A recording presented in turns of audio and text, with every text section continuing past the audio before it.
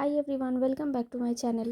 তো আজকে বানাবো হচ্ছে বাটার গার্লিক প্রনস। তো চলো দেখে নিই তার জন্য কী কী লাগছে। প্রথমে এখানে পেঁয়াজ কুচিয়ে নিয়েছি, আদা কোচানো আছে, রসুন কোচানো আছে, ধনেপাতা, আর এখানে হচ্ছে ব্ল্যাক পেপার পাউডার। আর এখানে চিংড়ি মাছ ভালো করে মাথা এবং লেজ ধুয়ে পরিষ্কার করে নেওয়া আছে।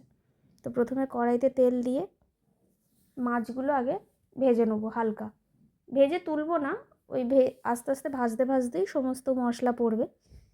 তো প্রথমে আগে মাছগুলো দিয়ে দিই।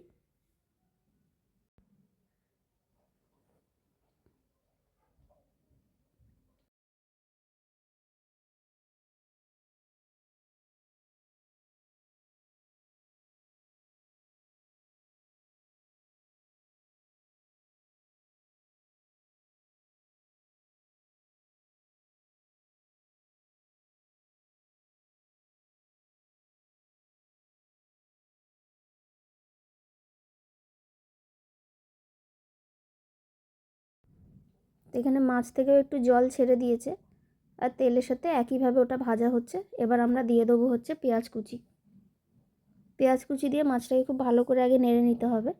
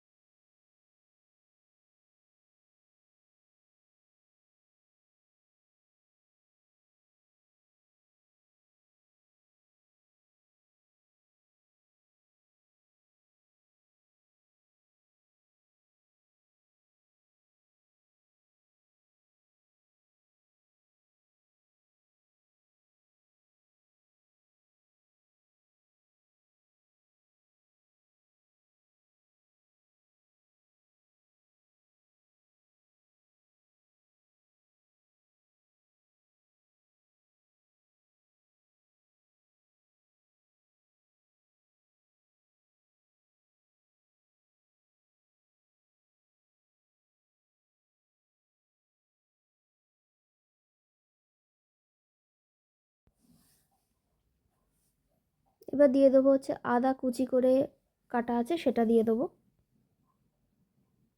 একটা করে জিনিস পড়বে এবং খুব ভালো করে মাছের সাথে নেড়ে নিতে হবে, কারণ মাছটা যেহেতু কাঁচা, এই নাড়তে নাড়তেই মাছটা পুরো রান্না হবে। সেই কারণে একটা করে জিনিস দিয়ে খুব ভালো করে নেড়ে নিতে হবে।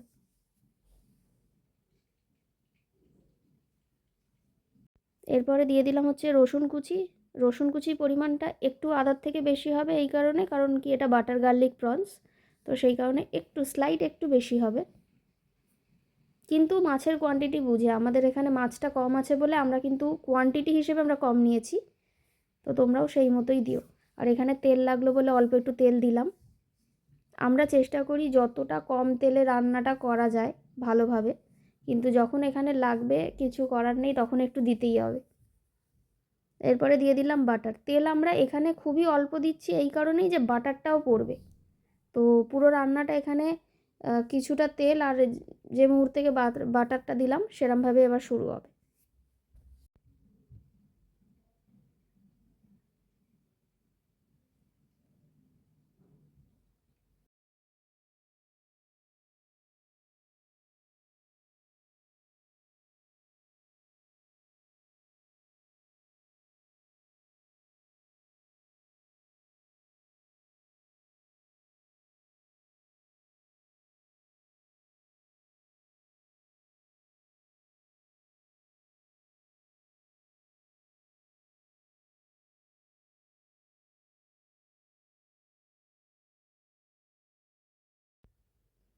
তো বাটারটা পুরো এখানে গলে গেছে। এরপর আমরা দিয়ে দিলাম হচ্ছে স্বাদ মতো নুন। নুন দিয়ে ভালো করে নেড়ে এবার দিলাম হচ্ছে অল্প জল, যাতে মাছটা লেগে না যায়। খুবই সামান্য জল, মানে যেরকম লাগবে জলের পরিমাণটা সেই বুঝে বুঝে দিতে হবে। দিয়ে এবার একটু নেড়ে চেড়ে আমরা ঢাকা দিয়ে দিলাম। এবার ঢাকা খুলে এখানে একটু দিয়ে দিলাম হচ্ছে চিলি ফ্লেক্স। আমরা একটু ঝাল বেশি খাই, তো তোমরা ঝাল পরিমাণ মানে মতো দিও। আর হচ্ছে এখানে গোলমরিচের গুঁড়ো দিলাম, আর ওপর দিয়ে একটু ছড়িয়ে দিলাম হচ্ছে ধনেপাতা কুচি। দিয়ে খুব ভালো করে নাড়তে হবে।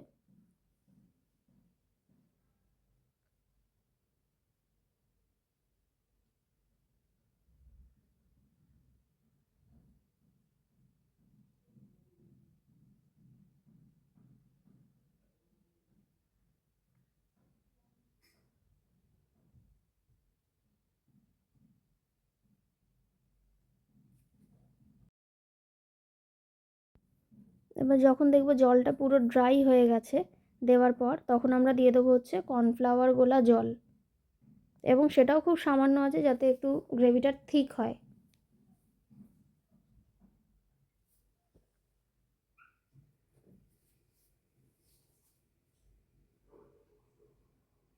এবং কনস্ট্যান্ট, এই রান্নাটার বিশেষত্ব হচ্ছে কনস্ট্যান্ট নেড়ে যেতে হবে যাতে তলায় না লেগে যায়, কারণ যেহেতু তেল কম এবং বাটার আছে।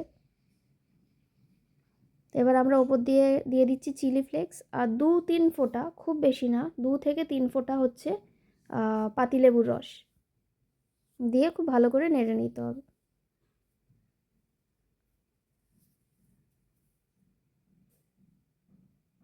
দেখতেই পাচ্ছ গ্রেভিটা কতটা ঠিক হয়ে গেছে। এবার এইটাই জাস্ট কষিয়ে কষিয়ে যখন তেলটা ছেড়ে দেবে অল্প, কারণ বাটার আছে অনেকটা পরিমাণ, তো তখন মানে আমাদের এটা রেডি হয়ে যাবে। আর মাছটাও যখন সিদ্ধ হয়ে যাবে একবার দেখে নিতে হবে।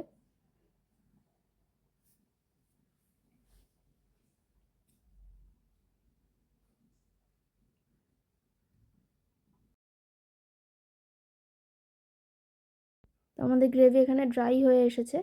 এরপর আমরা আরেকটু হালকা নেড়ে নামিয়ে নেব। লাস্টের রেসিপিটা পুরো এরকম হবে, ওপর দিয়ে মেল্টেড বাটার, যেটা যখন মাছগুলো তুলে সার্ভ করবে তখন মেল্টেড বাটারটা এরম ওপর দিয়ে দিয়ে দিয়ে একটু লেবু, ধনেপাতা আর কাঁচা লঙ্কা দিয়ে গার্নিশ করলেই হয়ে যাবে রেসিপি রেডি। তোমরাও বাড়িতে ট্রাই করে জানিও রেসিপিটা কীরকম হয়েছে, আর ভালো লাগলে একটা লাইক, একটা শেয়ার, একটা সাবস্ক্রাইব করে দিও। Thanks for watching.